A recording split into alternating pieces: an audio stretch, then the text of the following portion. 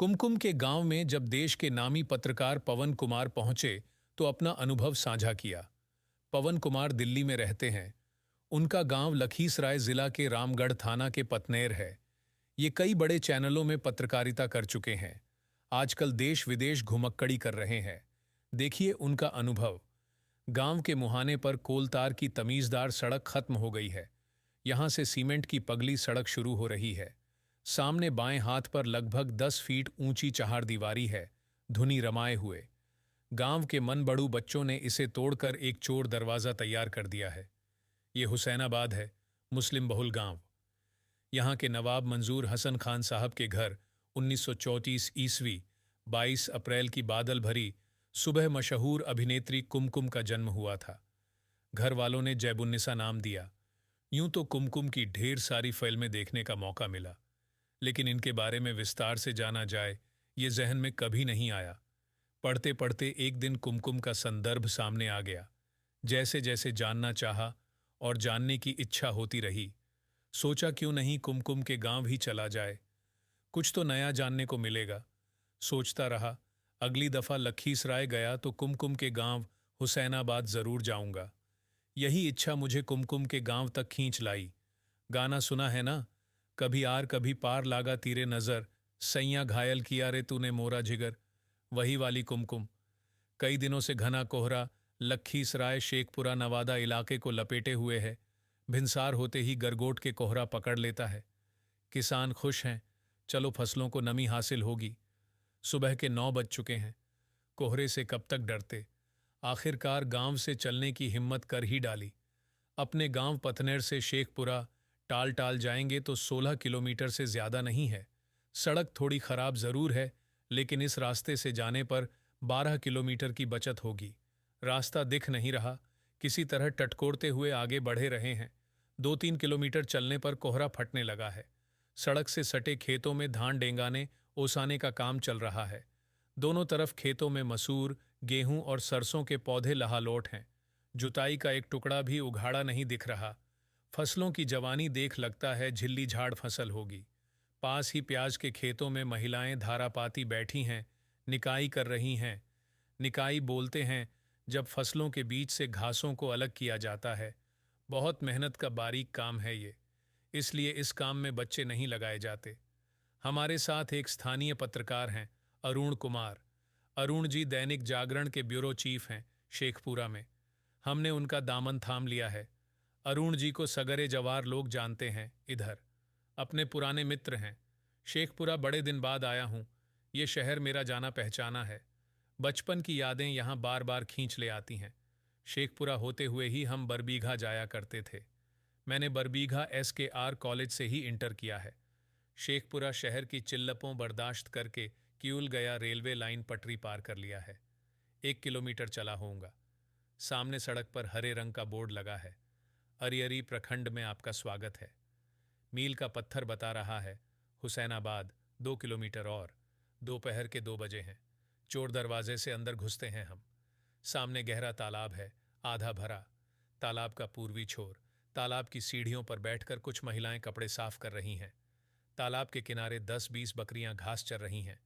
आसपास रंग बिरंगे आवारा कुत्ते घूम रहे हैं, लगभग ठिठुरते हुए।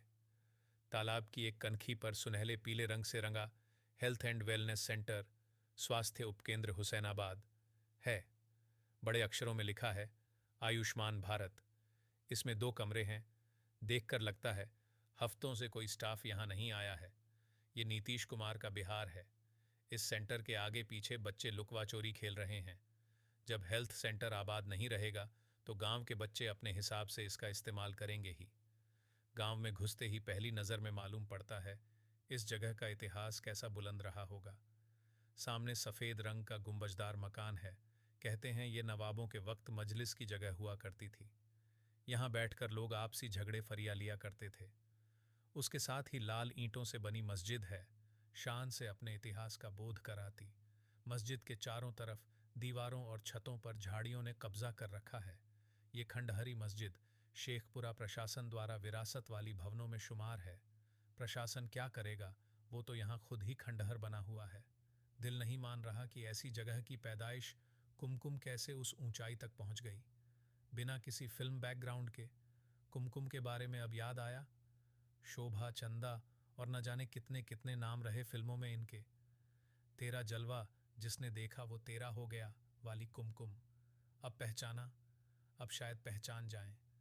जुल्मी हमारे संवरिया हो राम, कैसे गुजरेगी हमरी उमरिया हो राम। दगा दगा वय वय वय, दगा दगा वय वय। जी, वही वाली कुमकुम। कुमकुम के खाते में 100 से ज्यादा फिल्में करने का रिकॉर्ड है। कुमकुम को सबसे पहले फिल्मों में रोल मिला सोहराब मोदी की मिर्जा गालिब में। जानी मानी फिल्मी हस्ती नौशाद ने कुमकुम को इस फिल्म में रोल की सिफारिश की थी। फिल्मों की नाड़ी नब्ज जानने वाले कहते हैं कुमकुम कुमकुम की खोज नामी गिरामी निर्देशक गुरुदत्त ने की थी। गुरुदत्त फिल्म आर पार बना रहे थे। कभी आर कभी पार, लागा तीरे नजर गाने के लिए उन्हें कोई स्थापित अभिनेत्री नहीं मिली, सबने मना कर दिया।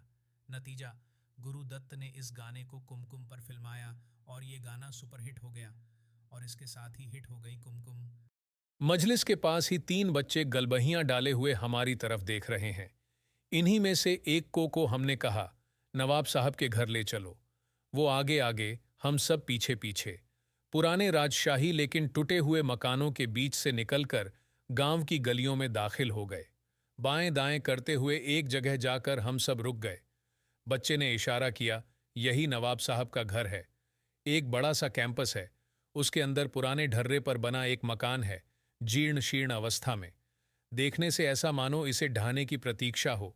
सफेदी किसी जमाने में कराई गई होगी, कार्बन डेटिंग वाले ही पता कर सकते हैं।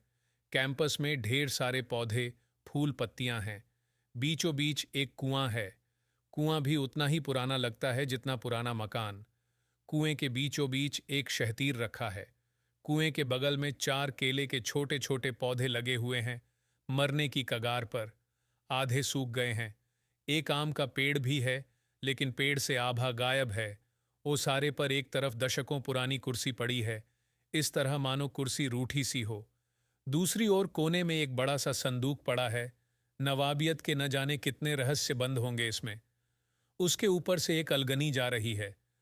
अलगनी के ऊपर काले रंग का मफलर टंगा है। उसके साथ ही मटमैले रंग का तौलिया भी लटक रहा है। हम लोग अंदर दाखिल होते हैं। कुमकुम की तीसरी पीढ़ी के रिश्तेदार यहां रहते हैं। 3 भाई हैं, सैयद मूसी रजा, सैयद असद रजा और सैयद कायम रजा। किसी ने शादी नहीं की है। असद रजा साहब बीमार हैं, लेटे हुए हैं।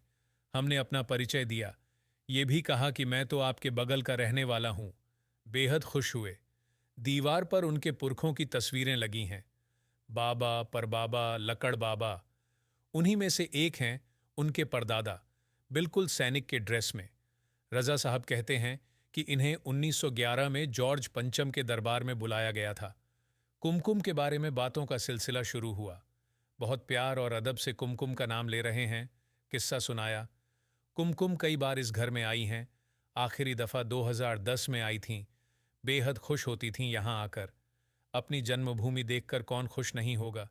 जो नहीं होता मतलब उसे अभी और बोध होना है। एक बार तो कुमकुम बिना किसी को सूचना दिए आ गई थी। फिर जब पुलिस को पता चला तो वो सुरक्षा देने पहुंच गए थे। रजा साहब फरमाते हैं। मूसी रजा साहब दूसरे कमरे में उठकर जाते हैं। वहां से 2-3 किताबें उठाकर लाते हैं। एक तो वंशावली की किताब है उर्दू में, मेरे लिए काला अक्षर भैंस बराबर। दूसरी किताब हुसैनाबाद स्टेट पर है। ये एक पीएचडी थीसिस है। अंग्रेजी में लिखी गई है तो समझ में आ रही है, लेकिन विषय थोड़ा अलग है। उन्होंने कहा कि कुमकुम के पिता मंजूर हसन खान एक बार काशी के राजा के निमंत्रण पर बनारस गए थे, जहां उनकी मुलाकात बेगम खुर्शीद बानो नाम की तवायफ से हुई। नवाब मंजूर हसन खान ने बेगम बानो को न्योता देकर हुसैनाबाद बुला लिया और उससे शादी कर ली। उसी बेगम बानो की कोख से कुमकुम की पैदाइश हुई। जब कुमकुम 2.5 साल की थी तो उनके पिताजी बीमार हो गए। बीमारी के इलाज के लिए वो कोलकाता चले गए। वहीं लंबी बीमारी से उनकी मौत हो गई। उसके बाद कुमकुम की मां उसे लेकर बनारस पहुंच गई। यहाँ वक्त के थपेड़ों से लड़ते हुए उनकी मां लखनऊ चली गईं। वहां कुमकुम को कथक की ट्रेनिंग दिलाई जाने माने गुरु शंभू महाराज से। बातचीत में रजा साहब ने बताया कि कुमकुम के पूर्वज ईरान में राज करते थे। वहां का राजपाट छोड़कर वो अयोध्या आकर बस गए।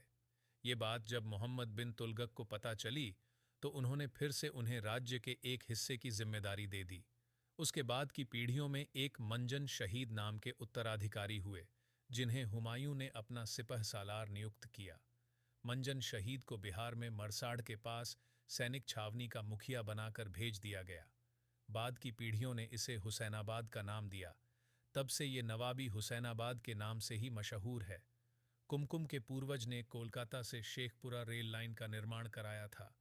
सन 1897 ईस्वी में नवाब बहादुर अली खां ने कोलकाता से लेकर गया तक रेल लाइन का कार्य शुरू किया था। उसी दौरान इनकी हालत बिगड़ने लगी और कोलकाता में इलाज के लिए भर्ती कराया गया, जहां इलाज के दौरान इनकी मौत हो गई। उस समय रेल लाइन बिछ चुकी थी, लेकिन रेल परिचालन शुरू नहीं हुआ। कोलकाता में पदस्थापित तत्कालीन गवर्नर जनरल के आदेश पर स्पेशल ट्रेन सैलून से उनकी शव को हुसैनाबाद लाया गया था। कहा जाता है उस वक्त नवाब साहब की रियासत चलती थी और दरबार लगता था। नालंदा, राजगीर, पटना, गया और मुंगेर जैसे जिलों के लोग फरियाद लेकर आते थे, कभी इस गांव का जलवा जलाल रहा होगा। उसी हुसैनाबाद गांव में आज गुर्बत लौट रही है, वीरानगी पसरी है। 1975 में कुमकुम की शादी लखनऊ निवासी सज्जाद अकबर खान के साथ हो गई और वह अपने पति के साथ सऊदी अरब चली गई। कुमकुम 1995 में लौटकर भारत आई और अपने परिवार के साथ मुंबई आकर रहने लगी। मुंबई में 28 जुलाई 2020 को उनकी मौत हो गई। लेकिन हम जैसों के लिए घर पिछवाड़े वाली कुमकुम की अदाकारी, नृत्य, गीत और संगीत अब भी किसी नॉस्टैल्जिया से कम नहीं है। शाम के 5 बज गए हैं। नवाब साहब भाइयों से विदा लेने का वक्त आ गया है। यहाँ से 5-7 मिनट चलेंगे तो गांव से बाहर सड़क पर आ जाएंगे। सूरज तो पहले ही गायब है। बची खुची रोशनी की तासीर से समझ आ रहा है कि शाम हो रही है। थोड़ी शाम होगी तो और गहरा जाएगी। कहते हैं शाम गहरी हो तो और हसीन हो जाती है। यहाँ से 18 किलोमीटर चलेंगे तो बरबीघा पहुंच जाएंगे। बरबीघा पहुंचते पहुंचते शाम वास्तव में हसीन हो गई है। एक मित्र के घर पर जाकर डेरा डाल देते हैं। चारों तरफ कुर्सियां लगी हैं, चाय की चुस्कियां चल रही हैं, अलाव जल रहा है। कुमकुम की फिल्में और किस्सों के बीच शाम और गहरा रही है। अलाव के सुनहले प्रकाश के बीच कुमकुम की अलग अलग अलग तस्वीरें मेरी कल्पना में तिरोहित हो रही हैं। इस यात्रा चित्र में कहानी काफी हद तक कुमकुम के रिश्तेदारों के साथ निजी बातचीत के आधार पर तैयार की गई है।